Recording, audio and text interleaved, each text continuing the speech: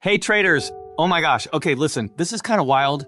Apecoin is up 68% this week, and it's sitting around $0.17 right now with like seriously strong volume behind it.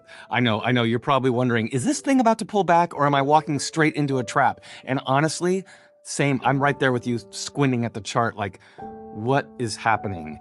And if you caught our earlier analysis, which I hope you did, because we were practically waving a giant neon sign about this, you already saw this whole move coming. Like, we basically called it. But hey, if you want more setups like this, and I mean the good ones, the juicy ones, check out our Patreon. We just dropped some fresh premium signals, and they're actually super helpful if you're trying to stay even one step ahead of this market chaos. You can jump in with the tester plan. It's literally just $10.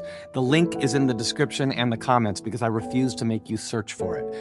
Quick little disclaimer, and you know the drill, always do your own research. Seriously, die war. This is not financial advice. I'm not your financial dad. All right, okay, let's get into the analysis because this chart is doing things.